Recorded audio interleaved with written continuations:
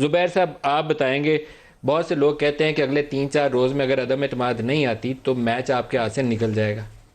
3-4 रोज तो खैर it's too early to से, मतलब आ भी सकता है, लेकिन आपकी बात से मैं बिल्कुल मुत्तफिक हूँ। टाइम इज़ ऑफ असेंस, बिकॉज इसमें कोई अनलिमिटेड टाइम नहीं। एक आप बिल्टअप करते हैं, एक क्रिएट होता है, हाइप क्रिएट होती है, पूरे कौम अब इस कैफियत में कि ये लेके आ रहे नहीं। आज आपने जिस तरह जिक्र किया कि मरियम ने उसको रिकन्फर्म भी कर दिया, तो it can't go on unlimited.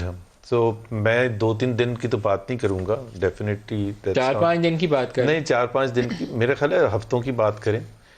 आपको बहुत ज्यादा लगता है जल्दी है इस हुकूमत को निकालने के? 27 फरवरी को पीपल्स पार्टी ने लॉन्ग मार्च की कॉल दी है। जो हमने थोड़ा सा बैकग्राउंड में इंटरेक्शन किया है नून लीग से और पीपल्स पार्टी से, हमें जो बात सुनने में मिली है कि ना 27 का लॉन्ग मार्च होगा।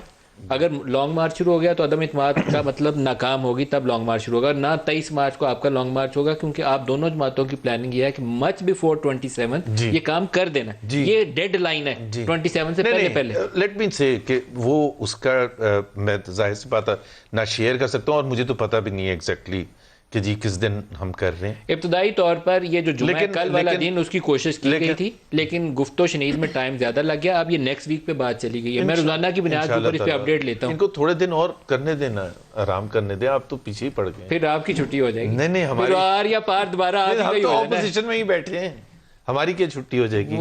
कुछ सेल खाली करवाए हैं उन्होंने दोबारा से हमारे लिए। इतने भी आते जाते रहते हैं उन्होंने। एक जो आजकल इनकी हरकतें हैं उसके हिसाब से तो आई कैन एग्री।